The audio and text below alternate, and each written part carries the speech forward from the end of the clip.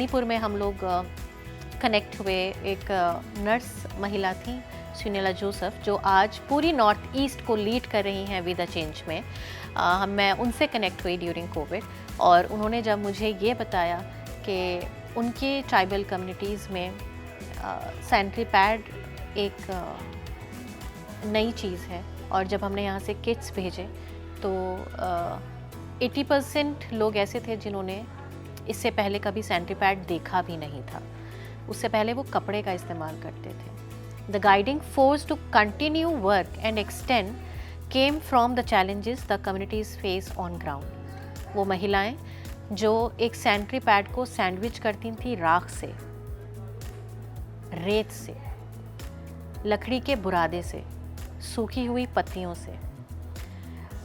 जब ऐसा सुनते हैं तो शायद हम इमेजिन नहीं कर सकते कि वो प्लाइट क्या है जिससे वो हर रोज़ महीने के 5 दिन जूझते हैं। क्योंकि एक सुप्रीम क्वालिटी पैड भी आपको रैशेस देता है, तो फिर एक पैड कपड़ा जिसमें राख भरी हो या लकड़ी का बुरादा भरा हो, वो आपको किस लेवल का डिस्कम्फर्ट देगा, ये सोचकर मेरे रोंगटे खड़े हो गए। When I get to know the plight of people in different areas, it gives me strength to raise more funds, reach out to more people and send the help and support. Farheen menstrual health के बारे में aware तो करती ही हैं, साथ ही वो sex education को भी खास तवज्जो देती हैं। And when we talk about reproductive system, we do talk about sex education. Sex education सिर्फ सेक्स के बारे में एजुकेट करने के बारे में ही नहीं है। आज देश के बहुत सारे ऐसे इलाके हैं जहाँ पर high number of HIV cases पाए जा रहे हैं, अर्ली प्रेगनेंसीज पाई जा रही हैं।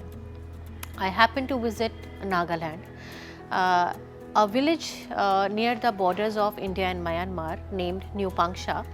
We traveled there and we realized कि बहुत सारे लोग जो कम्युनिटी में जो वहाँ पर सोशल प्रॉब्लम्स हैं, उनमें से एक प्रिवेलेंट सोशल प्रॉब्लम है teenage pregnancies and high number of HIV cases. The community reached out to us and requested to take this topic during the session.